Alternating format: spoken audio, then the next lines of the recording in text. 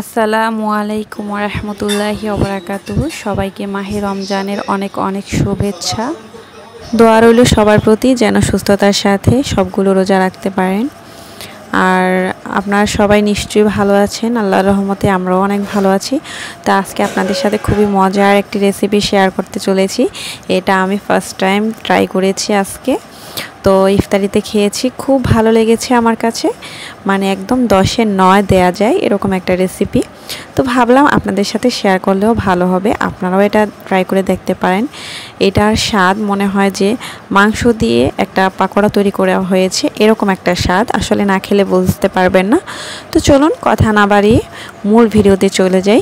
আর হ্যাঁ, এটার বাহিরটা এতটাই ক্রিস্পি আর ভিতরটাও খুব সুন্দর। আর কিছু এটা ভাজার সময় কিছু গুরুত্বপূর্ণ টিপস ফলো করতে হয়, তো সেগুলো আমি রেসিপির মাঝে বলে দিব।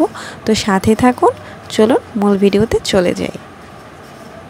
প্রথমেই আমি এখানে প্রায় হাফ কাপ পরিমাণ সাবু নিয়েছি। এটা আপনারা যে কোনো মুদির দোকানেই পেয়ে যাবেন। আর রেসিপিটা যেহেতু প্রথমবারের মতো ট্রাই করেছি, তাই পরিমাণে অল্পই তৈরি করলাম। আপনারাও প্রথমবার কোনো রেসিপি তৈরি করলে এরকম অল্প পরিমাণে তৈরি করে নিতে পারবেন।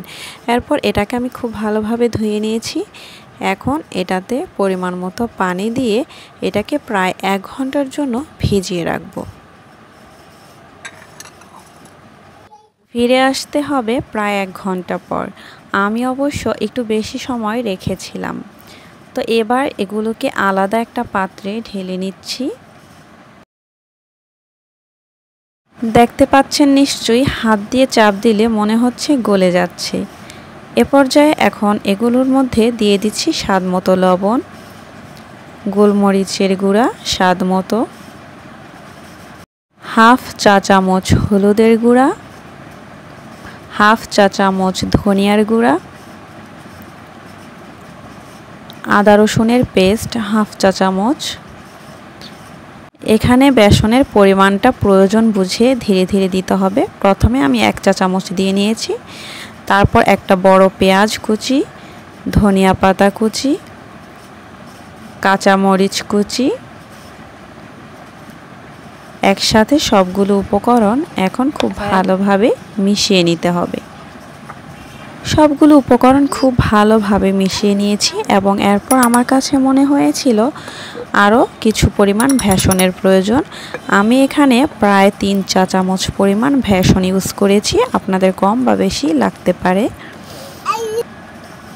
তো সবগুলো উপকরণ খুব সুন্দরভাবে মাখিয়ে নেওয়া হয়েছে। এখন ভাজির পালা। তো কড়াইতে তেল গরম হওয়ার জন্য দিয়ে দিয়েছি। এরপর একে একে পছন্দ মতো সাইজে এগুলোকে গরম তেলের মধ্যে ছেড়ে দিতে হবে।